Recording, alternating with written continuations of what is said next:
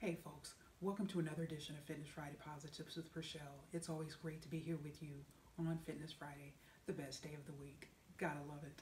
Folks, I hope each and every one of you, hope you're hanging in there, trying to be as positive as you can and recognizing we will make it through this. We will emerge better individuals, stronger. Just keep that mindset. Keep that in mind each and every day. This is making me better. This is developing my character.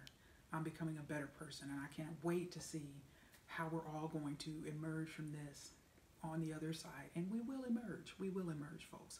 And so last week, gave you that quick snippet outside at the West Oaks Shopping Center here in Novi-Michigan.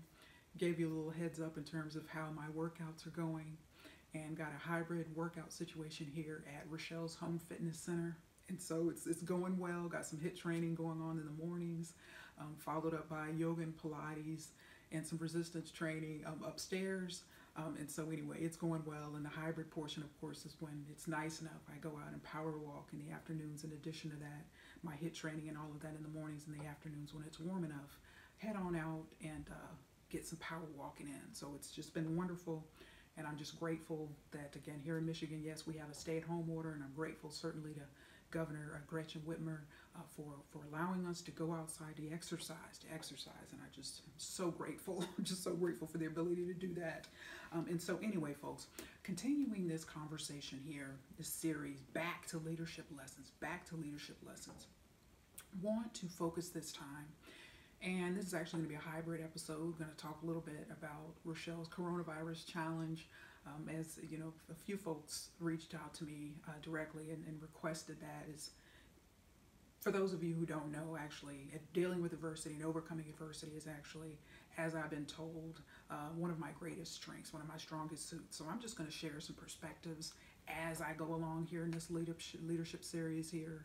At the end of the episodes, I'm just going to tag on just a few insights and words of encouragement regarding our coronavirus situation, and just, doing the best we can to maintain a positive attitude moving forward on that. But this time, going to focus on the importance of truth. Think about leadership. I mean, there's a gazillion different ways.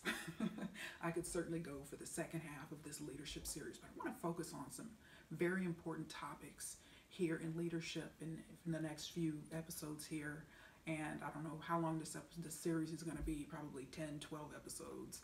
Who knows? I mean, just leadership and leadership development is so important. And I think this is a time particularly where we are all paused. There's, pause button has been hit on many of our lives. This is an opportunity for us to really grow and really think about where we are and where we stand as leaders, and what opportunities for growth, learning, and development that we have that we can all take advantage of. But truth, folks, truth is such a big part of leadership. Yes, telling the truth, having integrity, operating with honor, integrity, and just valuing the truth. And I just want to kick off this episode by asking you, what is your relationship with the truth? How do you feel about the truth? Now, what I'm not asking you is your perspective, like, okay, Rachelle, are you asking me, am I a pathological liar? No. That is not what I'm asking. What I'm asking is, what relationship do you have with the truth? Do you value truth? Do you esteem truth in terms of not only telling it to others, yes, being delicate, being polite, being respectful, and so, or also, in addition to telling the truth, how do you feel about hearing truth? Are you one that is grateful and humble and gracious, or are you one that just really just does not handle truth well? And there's certainly something, I remember something I learned early on, because, me, yes, as an individual, I've evolved and grown, but as a speaker, particularly as a speaker, this is an area where I've grown a lot in terms of content.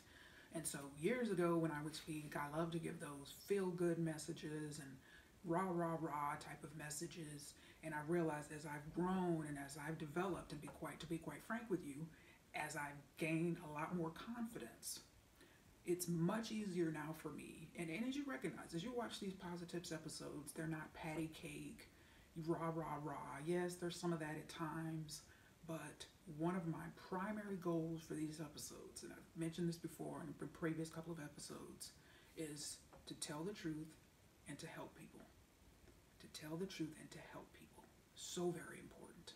And so for me, it's great to do the rah, rah, rah, feel good, yeah, yeah, yeah message, but it's more important for me now to be able to to be able to tell you the truth, to be able to point out things. And I've gotten that feedback. Rachelle, I watch, Fitness Friday Posi-TIPS, and yes, my non-Fitness Friday Posi-TIPS are just regular Posi-TIPS. I will have series on and off during the year, a few of those. And people are like, I watch you, and I hear things that, other folks don't tell me. That, when in a professional situation, like a facility manager may say, you know what, you're really kind of challenging my thinking and just stuff that I never really thought about. And no one's ever pointed this stuff out to me. And part of that is, again, think about what my role is here. Think about what my role is here. It's easier for me to be objective, and, in a professional and a workplace situation, yes, and even in personal situations and relationships, folks feel there's certainly a fear there of making you mad, of potentially an individual losing their jobs. I mean, the fear of the potential negative consequences of telling the truth oftentimes outweigh a person's desire or ability to tell the truth. And I can tell you from personal experience, when I was in the corporate world, I would tell people what they wanted to hear. I mean, I will not, unless it was just some dire situation, again, where there's some moral or ethical issues or something like that, then yes, absolutely. People know, my former coworkers and managers know, I did not compromise when it came to that kind of stuff. But in terms of just more simple, kind of everyday stuff, I used to be a very big people pleaser. And so for me, I was very good at telling people what they wanted to hear. Very good at telling people what they want to hear. And so again, part of that was just self-protective. And so if you're in that situation, or if you're thinking to yourself right now, well, you know what, Rachelle, that kind of describes me. Don't feel bad. Don't feel bad. That's human nature. Human nature is going to say, okay, well, I want to keep my job, or I want to keep this friendship, or I want to keep this relationship. But I think we really, and this is just my own learning and how I've evolved in this area, is that, telling the truth is so important. And I actually went to a workshop. I remember it was right here in Metro Detroit. And the workshop presenter, her name is Joyce Weiss. And actually, she and I connected on LinkedIn. And I reached out to her and I said, it took me a little while. And the name of that workshop was Be Direct with Respect. And I really think that was kind of just a light bulb, just bam, where I really got it. And of course, it took some time after that. It took some time for me to just really kind of settle in and say, you know what, Rachelle, you're going to be all right. If somebody gets mad, if you lose a client, whatever the case may be, it is so important, just in terms of your own value system, to care enough about people to tell them the truth, to tell them the truth.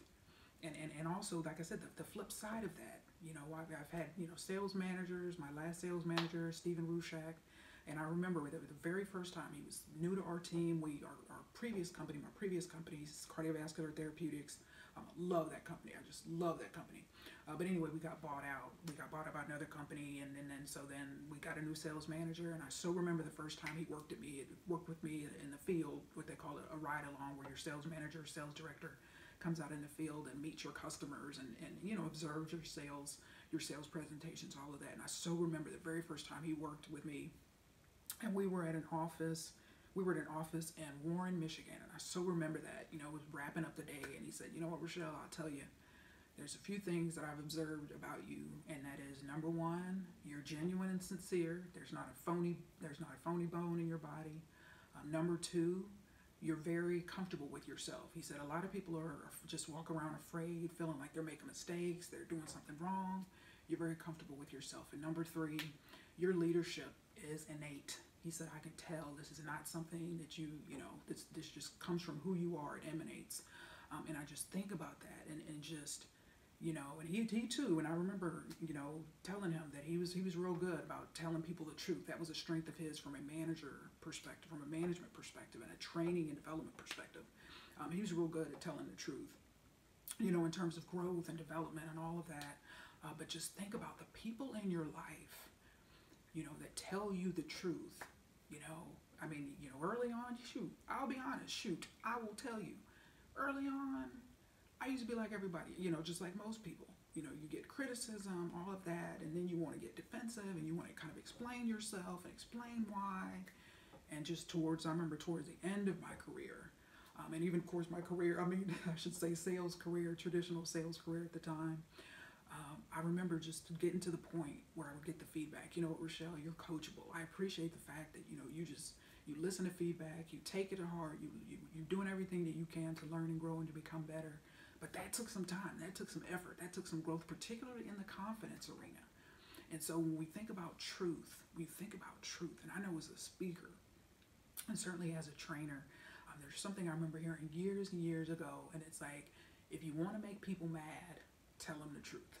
Tell them the truth. This is true even in just one-on-one relationship situations. It just depends on the individual that you're dealing with. Some people are much better at handling truth.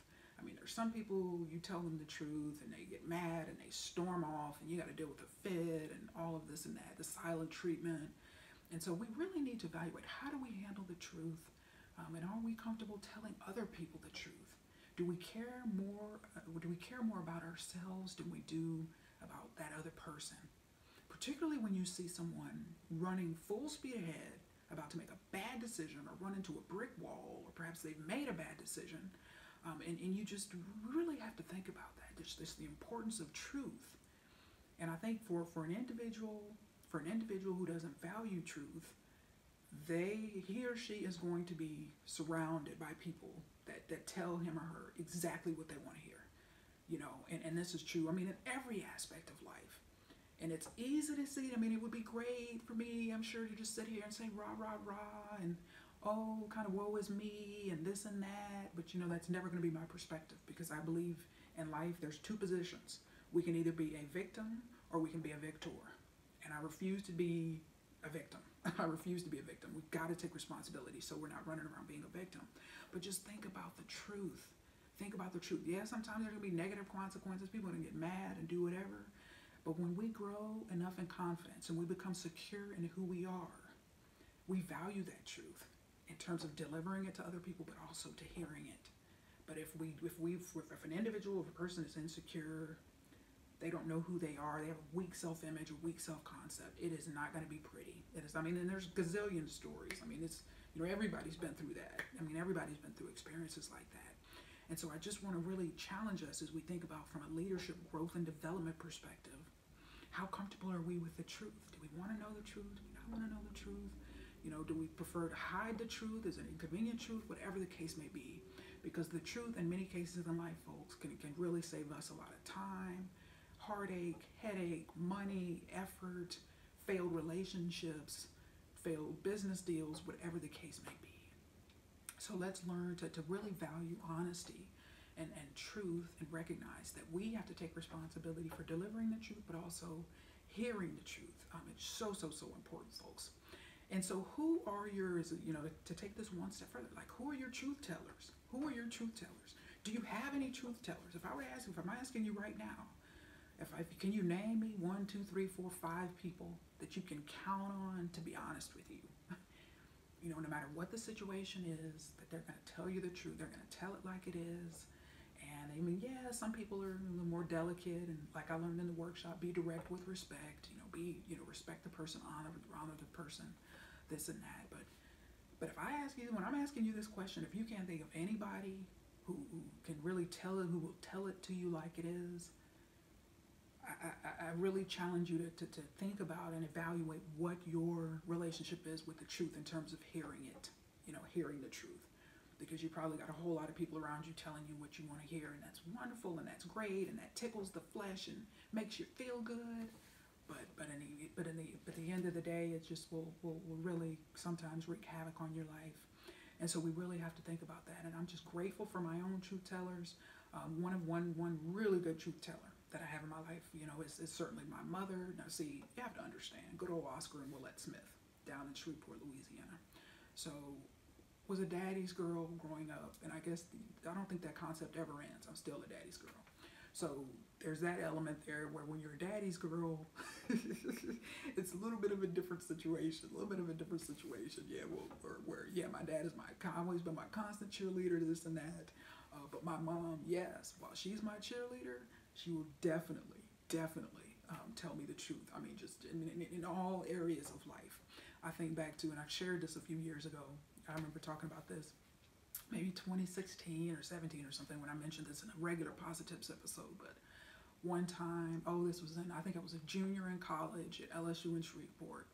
And of course I worked on bass, and so a friend of mine, so my car had broken down, so he just happened to be, and it was on bass, so he had happened to be going into the Army and Air Force Exchange Service, but actually was where I worked at the time as a cashier.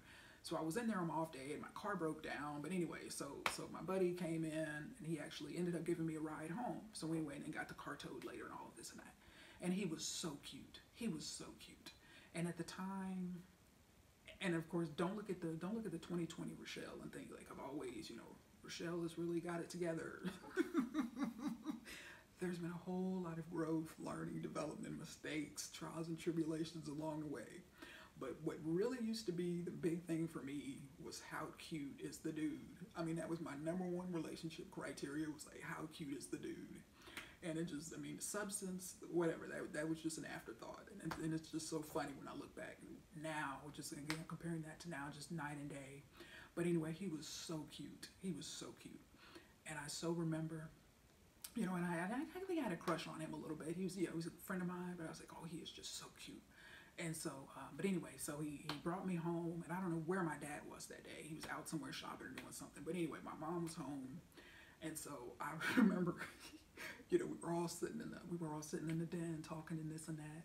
And then somehow, I don't know if, one of us went to get him, offered him something to drink and went to get the drink. But anyway, somehow she and I ended up both of us were in the kitchen. And she said, and I said, oh my gosh, Mom, isn't he so cute? Look at him. And she says, oh my God, I'll never forget this. I'll never forget this for as long as I live. And she looked at me and said, yeah, he may be cute, but he's a dummy. I was just like, oh gosh, that cracks me up now. That cracks me up now. And it's funny, and I always remember that when I go back to Shreveport, and she and I will often have a laugh about that. And I said, Mom, you remember when that happened? And she said, yeah, well, I feel kind of bad that I said that, but it was the truth. So even something like that, where she was like, hey, Rachelle, clearly, Rachelle, this man is missing substance. Yeah, he's got the cuteness down, but he's missing substance. So it's just, situations like that. I remember when I was in high school, I was just so excited for the ability to wear makeup. And I so remember that. I remember having that conversation with her. Like, I reached the age where, time to start wearing some makeup. So I thought, and I so remember her telling me, she said, Rachelle, you can wear makeup if you want to, but she said, let me tell you something. From personal experience, she said, telling you this. You have nice skin. You can actually rock a look without makeup. And when I'm in makeup, I mean foundation. Yes, I wear lipstick. Yes, I wear mascara and lip liner. And so, but that's it. And she said, but I was talking about foundation. And she said, you're welcome to do that. That's wonderful if that's what you want to do. She said, let me tell you, you can rock a look without foundation.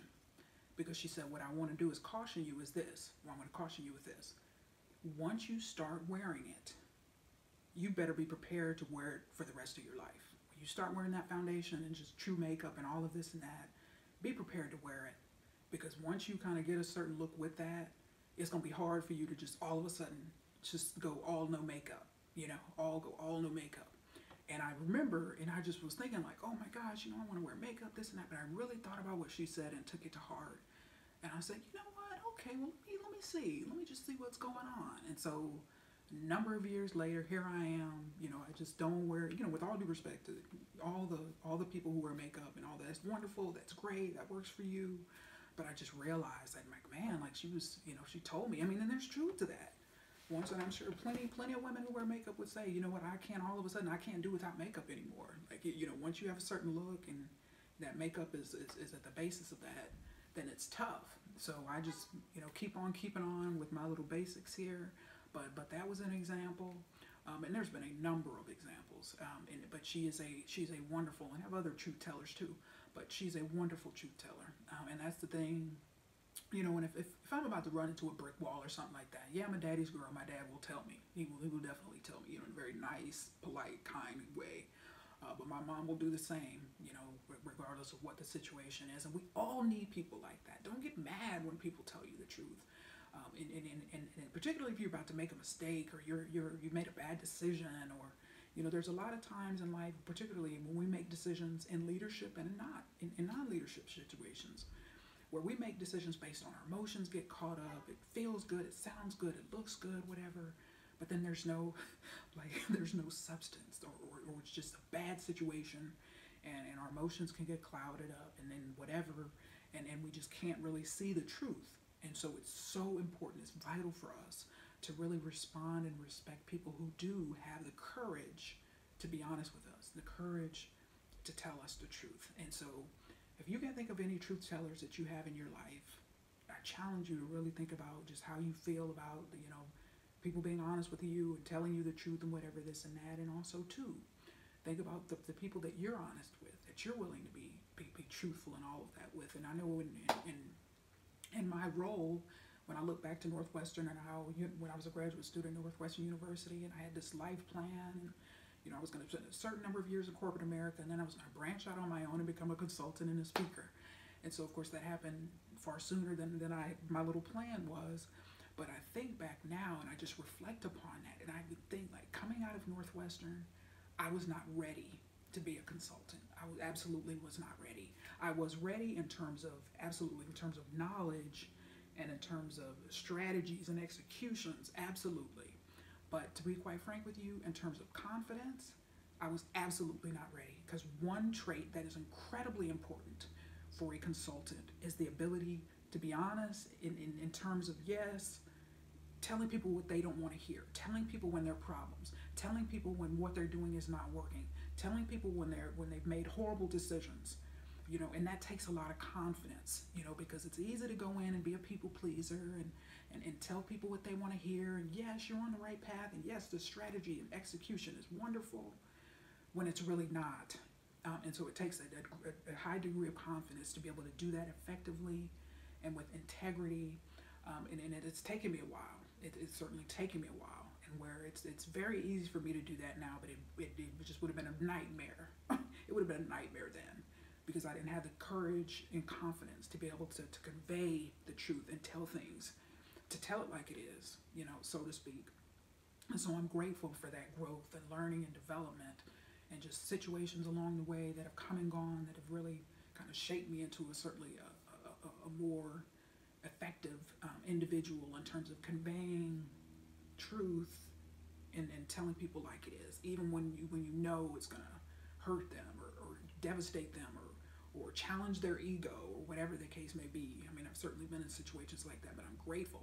And even just a very quick, let me digress here. Not really digress, because this relates, but I had a situation here last month with Michigan Medicine, with the Division of Clinical Research. I'm a very happy and passionate healthy volunteer, what they call a healthy control group member. And so when I think about, I was in a situation where the very first study, the Apple Watch study, the MIPACT, M-I-P-A-C-T, so it's an activity study where they're evaluating our activity level and all of this and that, in correlations with blood pressure and heart rate and any other type of health issues. And so I'm a healthy volunteer, I'm a healthy control with an asterisk by my name, because as it's true with all studies, because I'm a healthy volunteer that is highly committed to health, fitness, and wellness. And so, but this was a situation where I've been a part of this, was April 30th was my enroll date of last year. And so it's actually a 3-year study. And so, like, long story short, because I don't have the time in this episode, because I've got to move on to other topics. But part of that, so last month, a aspect of the study went sideways. So I reached out via email to the study team with the email, and this is what's going on, yada, yada, yada. And so in that situation, it was kind of like, okay, it kind of felt like, to be honest, it kind of felt like I was getting the runaround, and we're looking at it, we're looking into it, this and that. because I'm thinking again, just from a leadership perspective, I'm like, okay, this situation has gone sideways.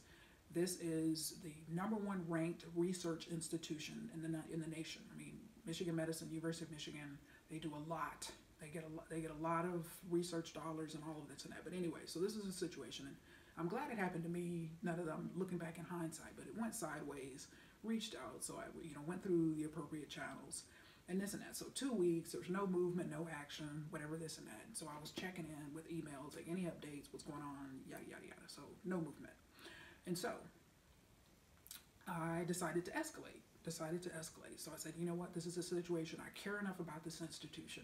I care enough about the primary investigator, the principal investigator, the PI for this study, which is Dr. Sachin Ketchapal, who's also the co-director of Precision Health, and they do a lot of the research, they do all the research studies. But anyway, and so I said, you know what, I'm gonna reach out to him. This is actually his study. And last summer, he actually invited me to become part of an advisory board for clinical research in studies. And so it was very important for me. And I said, well, you know what, yes, I've provided feedback and all of this and that, but it's kind of funny, not really funny, but it's kind of interesting when it's all of a sudden you're providing this feedback to the principal investigator of his study, and this particular aspect of the study has kind of gone sideways. There's a problem here that he needed to know about, in my opinion. And I said, you know what? He deserves to know the truth. And we think about what happened was when I went through that 2 weeks of kind of back and forth with no movement, no progress in the situation, that is indicative of what happens a lot in life, particularly in professional situations. Because remember, people want to keep their jobs. People don't want to cause any problems. People don't want to, particularly let anyone at higher grades above them, superiors, and leaders know that there's problems, there's issues, whatever this and that. And I remember thinking when I was going through this 2 week back and forth, why don't you just reach out and just, to 2 or 3 levels above you and get some resolution to this? And so that didn't happen. It was just going to continue to be a back and forth with no movement. So I sent the email chain to Sachin, like, hey, he knows exactly who I am, and I said, hey, this is what's going on. This is your study. I know that you would want to know what's going on, and then forwarded him certainly the long chain of back and forth emails, and he responded as I knew he would, very gracious, very appreciative for the feedback, and alerting him to the issue that was going on, because it's his study, and it's just, just he wanted to know, and he absolutely, and I read that situation very well. He was very grateful, and guess what? He resolved the issue like this.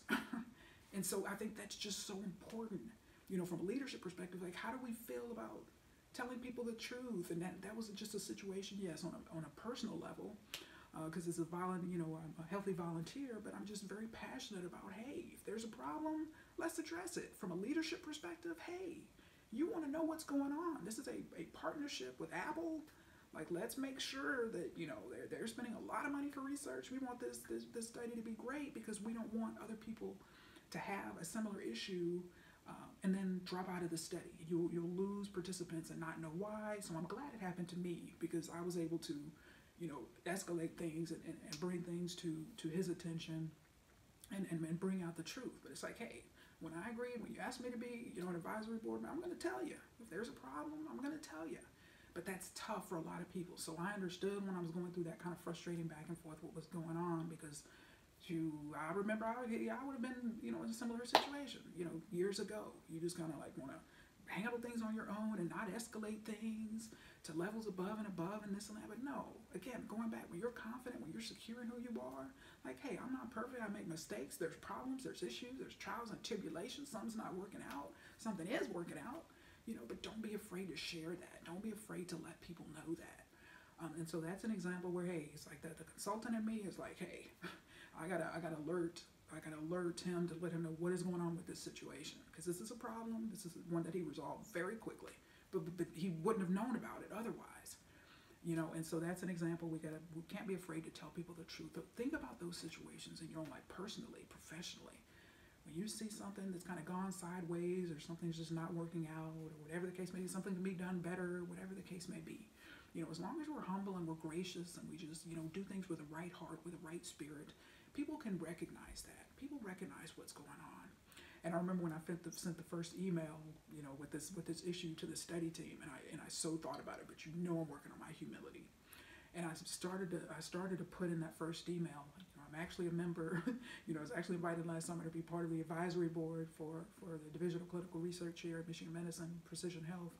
Left that out because the old military. There's an old military concept called pulling rank, and so it's like, no, just don't say that. But if I would have said that, it probably would have moved things along faster in terms of resolving. I probably wouldn't have to escalate. I wouldn't have had to escalate, but I did, and the situation got resolved.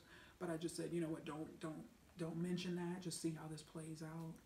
But eventually, I did have to escalate, and so anyway, but problem resolved. All is good. But that's in a situation where just the truth needed to be told, and so I told the truth. Something wasn't working out, and they needed to be aware of that. So think about those situations in your own life and courageously communicate what's going on, and don't be afraid to tell it like it is. And I know when I think back to my powerhouse years, and certainly was grateful to have the support of the co-founder, who's a surviving co-founder, William Davish, the owner who bought that location a number of years ago. And he was a faithful Facebook fan on Fitness Friday and Non-Fitness Fridays. And I know for Fitness Fridays, I know it used to be sometimes probably nerve-wracking for him as a co-founder of the Powerhouse Gyms International franchise, which is based here in Metro Detroit. I remember he used to probably think, I just no doubt in my mind, he probably used to sit there on Fridays, used to say like, oh my goodness, is anything or anyone gonna make me look bad tonight? and it's not even that, but he knew, like I tell it like it is. I tell it like it is because I have a responsibility. That's something I take very seriously. You deserve to know what's going on, and I just can't just be a cheerleader, just rah, rah, rah, and just promote my gym all the time. And no one wants to hear that. That's boring. No one cares. That's something I've never done, and that's something I'll never do. And I certainly, in hindsight, respect him for recognizing my position. I am pro-fitness. I'm here to talk about various chains, various gyms, and good things, and challenges, and trials and tribulations, and successes, and all of that. And so that's certainly my responsibility to tell it like it is, and not feel the need to just always be rah, rah, rah about everything. And folks, as I move on here, want to just give you a couple of examples here of a challenge. We're talking about what is your problem? What is your problem? We got a lot of problems in the fitness industry, but this whole, and I talked about this last year, where I talked about just some of the things that you can do in terms of improving from a leadership. This is a part of a leadership series where I had various little things that you can do about, importance of cleanliness in your facility, and importance, this one that I'm going to address here now, billing and not billing people erroneously, and overbilling and double billing, and refusing to cancel memberships. And I mean, this is something that has dogged the fitness industry for years. And what we have now here is with the coronavirus situation, with the pandemic situation, we have gyms. Yes, I'm going to highlight an example here from the Boston Globe, but it's happening all over. I mean, this kind of stuff happened before the pandemic, but now what you have here is a lot of gyms that are panicking about their financial positions now because, gyms are closed. They don't know what's going to happen on the other side of this. And so you have some very just nefarious, trifling, unfortunate practices and behaviors that are occurring even in the midst of this pandemic situation. And when I read this on Tuesday, this article, and I remember thinking to myself,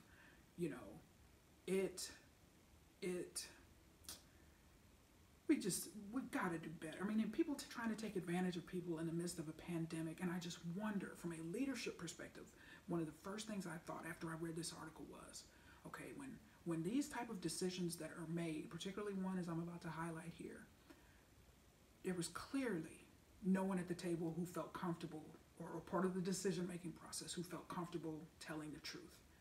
Telling the truth. Because fear is permeating. I may lose my job. I may get demoted. People may hate me for telling the truth. Yes, those are all certainly very kind of natural human thoughts that happen. But this example right here is just so unfortunate, and it's just such a black mark on the industry. And so the fear of negative repercussions that prevented, in my opinion, someone at the leadership level from telling the truth, senior leadership level, from telling the truth is backfired and has become a public relations nightmare. And so let me just go ahead and share it with you. So Andrea Estes wrote this article and it was updated April 6th at 5:04. The title of it is Members Sue Boston Sports Clubs Over Continued Billing While Gyms Are Closed. And it says Attorney General has received more than 100 complaints. All right. Members of Boston sports clubs on Monday filed a lawsuit against the fitness company, accusing it of breaking the law by continuing to collect monthly fees, even though the chain closed all its gyms in mid-March because of the coronavirus.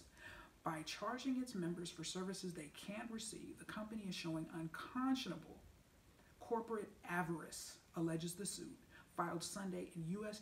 District Court against Boston Sports Club's New York-based parent company, Town Sports International Holdings. The plaintiffs are seeking class action status. They shut their facilities, shut down the phone lines, and made it impossible to quit, said Lenny Keston of Brody, Hardoon, Perkins & Keston, the lawyer for the plaintiffs. It's appalling behavior to take people's money when you know you're not providing them with a service. Even as the company was collecting fees, it was furloughing or terminating thousands of employees, according to news reports. If they didn't lay off their employees, I might have let it ride, said Paul DeVecchio, one of the 4 named club members filing the suit. He said he and his wife, Lynn, were charged $140 for April membership at BSC's South Station Gym on Atlantic Avenue, even though it's closed. It doesn't seem right. They're trying to work both ends, DelVecchio said. Multiple calls to the company's corporate headquarters in New York were met with a busy signal. No one answered at BSC's closed Boston clubs either. Massachusetts Attorney General Maura Healey said she has contacted someone at the company and is attempting to negotiate a settlement after receiving more than 100 complaints. She has also sent a demand letter ordering the company to allow members to cancel by email or phone and without incurring penalty fees. Boston Sports Club needs to be honest with its customers about their right to cancel gym memberships, Healey said. Our office will do everything we can to protect consumers during this crisis. The company, one of the largest gym chains in the Northeast, has 30 locations in Massachusetts, including more than 10 in Boston. Nationwide, it has more than 600,000 members at 186 clubs that use various names, according to the publicly traded company's latest filing with the Securities and Exchange Commission. A federal lawsuit against the company had already been filed in New York. Other gyms, including Equinox and Blink, have stopped collecting monthly fees, according to the New York lawsuit. Town Sports International's chief executive, Patrick Walsh, sent 2 emails to members, one in late March and a second one dated in March, but which arrived on April 1st. I want to reassure you that, as previously promised, we will issue credits to your accounts and address all membership-related concerns once our gyms are operating, Walsh wrote last Tuesday, March 31st. The town sports team is working hard to navigate uncharted territory while we continue to plan for what may be a challenging future, Walsh wrote.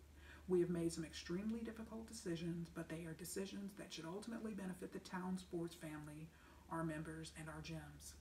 The company recently reported to the SEC that it has suffered a major interruption in its operations that could jeopardize its future. Revenue losses as well as required rent and loan payments could contribute to conditions that raise substantial doubt about our ability to continue as a going concern in another year, the company wrote. A second email from Walsh, also dated March 31st, told members they could temporarily freeze their memberships and provided an email address to make the request. But members said the message arrived after April dues had already been collected by auto payment on their credit cards. And several members said their messages to the address cited in the email have gone unanswered. Members said phone calls were not returned either. To quit, members are required to appear in person or send a certified letter, according to the company's website. Neither option is available now that the clubs are closed. Members have posted complaints on social media. An online petition demanding that BSC be held accountable and responsible for reimbursing members that has already drawn more than 3,000 signatures. The company absolutely illegally continues charging our bank accounts and keeping us hostage to their memberships without any options to freeze or cancel, says the petition, posted on change.org. The plaintiffs in the suit, who are alleging the company is violating the state's consumer protection law, are asking a judge to order the company to reimburse members and pay attorney's fees, costs, and unspecified damages, which can be tripled under the law. In addition, they are seeking an order allowing members to cancel their memberships without having to provide written authorization, and a reasonable method for members to suspend memberships before any additional charges are imposed. And I read the whole article in that particular instance. I wanted to do so for context because it truly tells the full story of this trifling, deceptive behavior that is going on.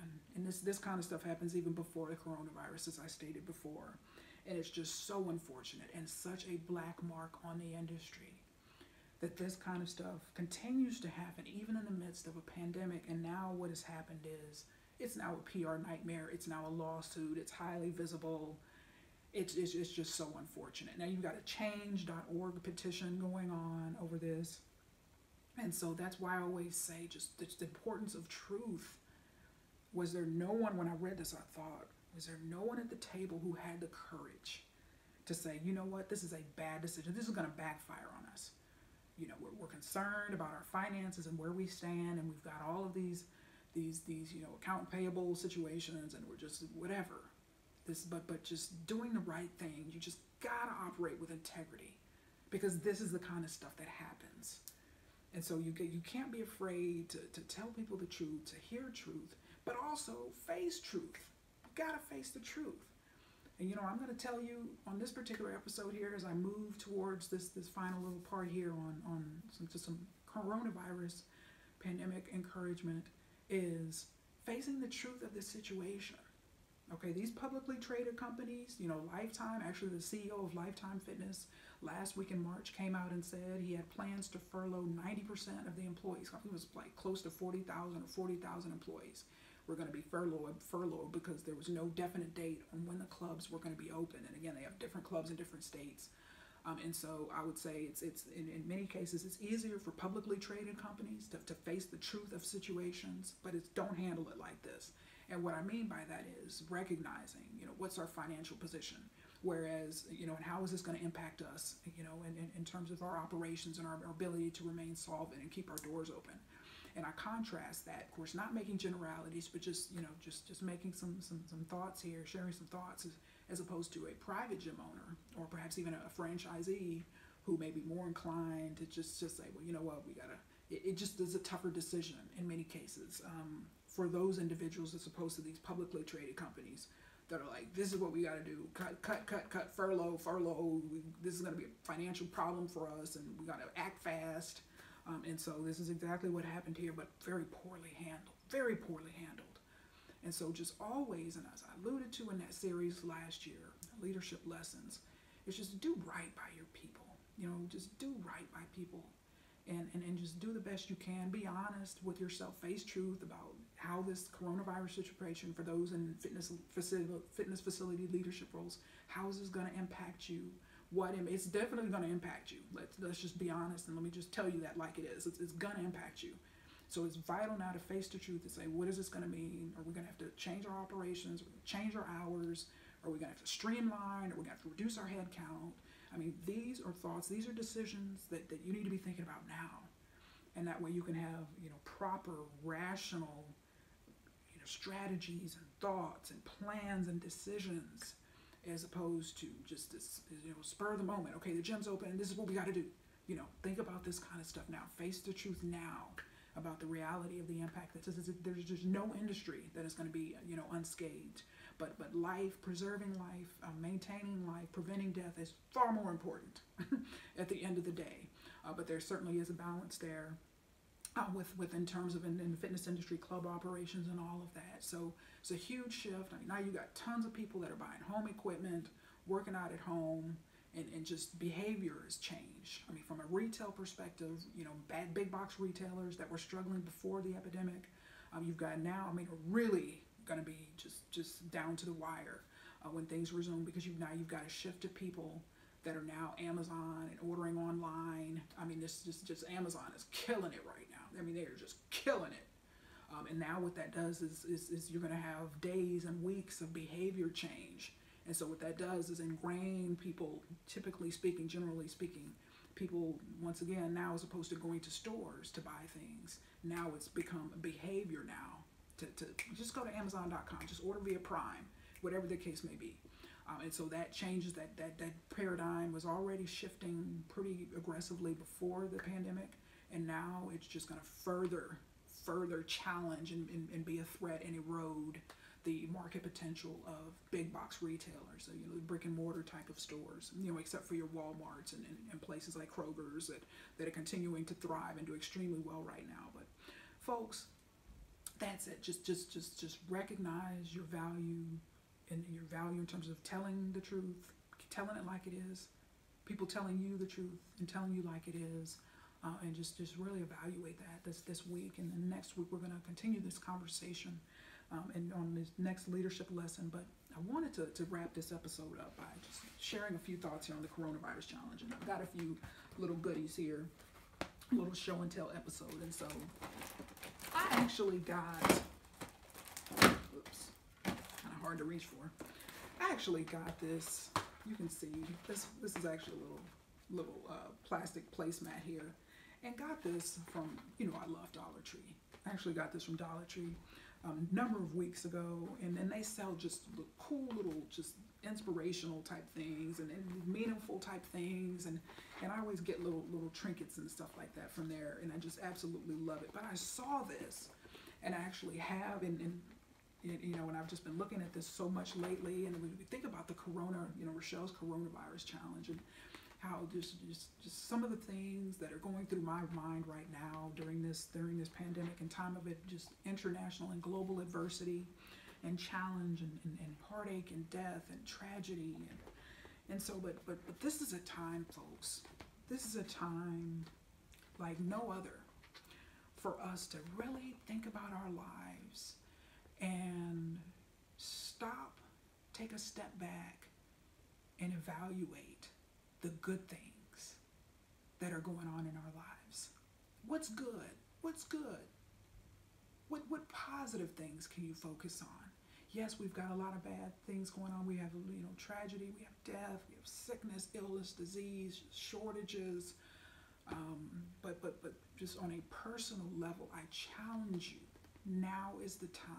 If you don't already on a daily basis, think about, dwell on what is important, but the good things in your life, the good things in your life. Because despite the adversity, despite the challenges and trials and tribulations that are going on, there are good things that are happening in your life. So what are you thankful for? What are you grateful for? You're blessed. I mean, if you're living, you're watching this episode, that right there, you are very blessed. You are very blessed. So we all need to take always. I mean, this is something, but keep in mind, I'm positive by nature. Happy and positive is my default position in life. So this is very easy for me to do. And the folks who reached out to me, they're actually people who knew me and like, you know what, Rachelle, you really gotta talk about this, how you're dealing with this coronavirus situation, because we know that you're killing it like a boss. And so, but that's just part of, adversity comes to all of us. This is an extreme case. This is just a grand scale globally. But despite all of the challenge, there are good things. There are good things. There's so much for us to be thankful for. Your friends, your family, loved ones. And as I alluded to a couple weeks ago, we have to think about where our priorities are. And when we've got this global pause button, and definitely this national pause button here in the United States on our lives, it gives us time to stop and think, how happy am I? Is this working? Am I living a life of purpose? Is it all about me? Do I not do anything to help anybody else? Am I part of this rat race where I'm never happy, I'm never satisfied? Are my priorities in the wrong place? Am I chasing money? Am I chasing a corner office? Am I focusing on the wrong things? And so when the pause button is hit, it just truly gives each and every one of us a time to pause and reflect. Pause and reflect. And for a lot of people, the pausing and reflecting is extremely difficult, is extremely hard, because there's a lot of unresolved problems. unresolved problems and issues. And this is truly a situation where, because the pause button has been hit, you can run, but you can't hide. You can run. The people who like to, for example, workaholics who love to work a lot and, 16, 18-hour days, whatever the case may be. All right, and some of those people, I mean, it's been proven, research and all of that, psychology has shown, many of those people may have challenges at home, challenges on a personal level, just whatever they whatever the challenges and issues may be. Work is a coping mechanism for dealing with that. An individual may have low self-esteem or low self-concept, so they gauge themselves and their worth as a person based on what they do, what their achievements, their accomplishments. And so now, if you're in a situation where your life has been put on pause, that forces you to kind of sit with yourself, and that can be challenging for a lot of people. If you're just an individual with a weak self-concept, we're going to talk more about leadership and confidence here in a few weeks on another episode here in this series. But from a confidence perspective, if you're one that needs, an individual, if you're a person that needs a lot of external validation, and people constantly everywhere telling you how wonderful you are and how great you are, and you need this constant external validation, and now you're stuck at home, and you just don't have the number of people that are telling you that, and it's just hard. It's just, oh my God, this is awful, this is horrible, I need to feel important, I need somebody to tell me I'm awesome, I need somebody to tell me I'm wonderful, and I'm telling you no, you don't. This is an opportunity for you to stop, take a step back, and work on yourself, work on your confidence, work on your inner security, so that way you're not walking around with an empty glass expecting everyone around you to fill it. That way you can walk around with a full glass, and people are constantly, oh, you're awesome, oh, you're wonderful, oh, you're the best, oh, you're this, oh, you're that. Because in the absence of that, it can be just extremely difficult for a person. It can be extremely difficult for a person. And so think about what is good. This is an opportunity for us all to learn, to grow, to emerge stronger, better, with better character. And we all have what it takes. It's just a matter of making a decision to say, you know what, this may be hard, life may be on pause for me right now, but let me stop and reflect. What's good in my life? What opportunities, what's not working in my life? This is a big one. What problems do I have? What's not working in my life that I can take this opportunity now to address? If it's hard as it may be, as challenging as it may be, because without all the distractions now, it's just there it is, the truth. And so that's why it's very important to face the truth. And I always tell people, something I always say is, you face the truth, or that same truth is going to come back and hit you in the face.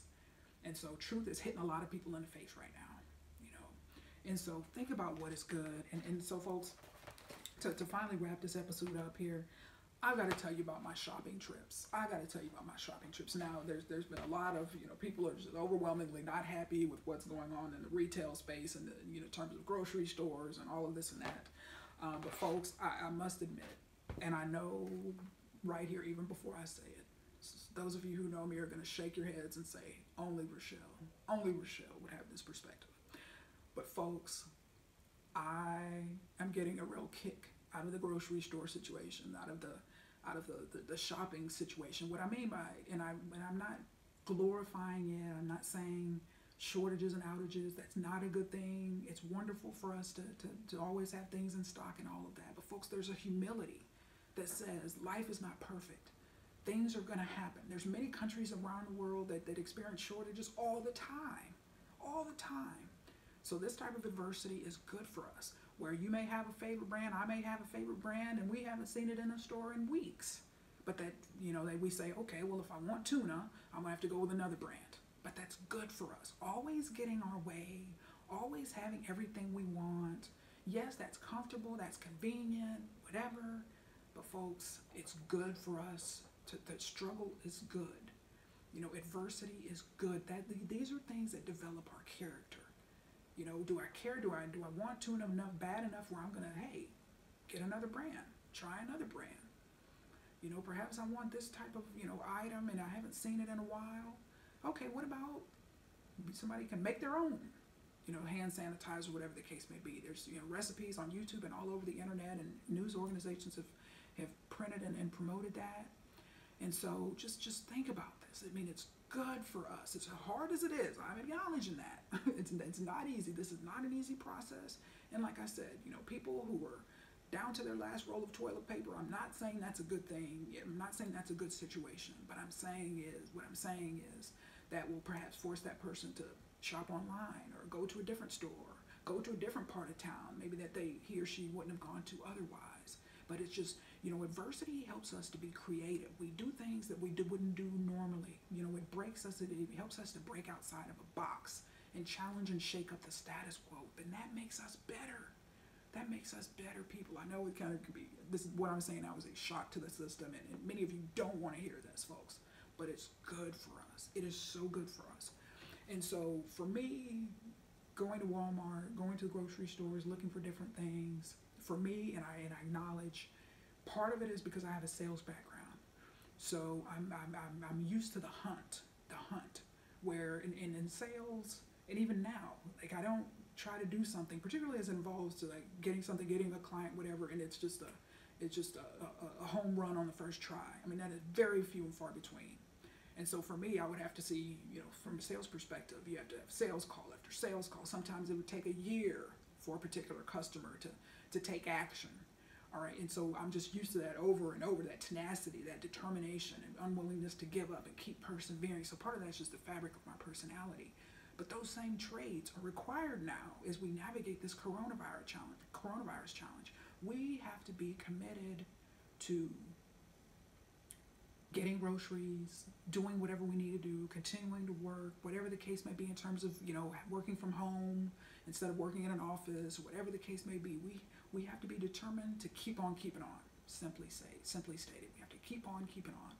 And so for me, the determination to find things that I'm looking for and all of this and that, this store may have it, that store may have it, this store may not have it, this store had it last week, but they don't have it this week. So I think part of my personality, this isn't as frustrating as it, it's not frustrating for me because I'm kind of used to that.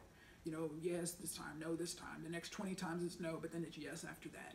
So I think part of my ability to deal with this situation, the shopping kind of inconsistencies and the uncertainty, it's just my sales background is kind of aiding me in that area.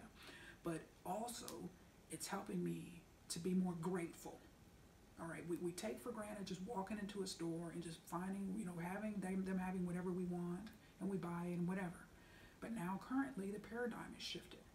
I've got high demand items that are very hard to find, even online they're very difficult to find.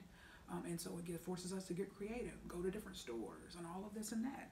And so for me, it's something that had been out of stock, and we all have our little favorite things. We all have our little favorite preferred items and brands and this and that. And so for me, my hot baths, my Epsom salt hot soap baths, these are great for my muscle recovery and all of that from working out. So I didn't see this Walmart brand, which is actually the name of the brand is Equate, but sold at Walmart. I haven't seen these in weeks. And so I use this in my baths and my hot baths because it is better than Dove for me personally in my Epsom salt baths because it disintegrates and it makes the water very soft and bubbly and lathers and it's soapy and I love it.